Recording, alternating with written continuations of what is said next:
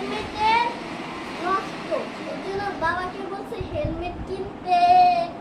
হেলমেটটা চলে আসে, চলে আপনাদেরকে দেখাই। এই দেখেন কত সুন্দর আর লাল টকটকা। আপনারাও কিনতে পারেন। এটা যদি চুরি হয়ে যায় এর জন্য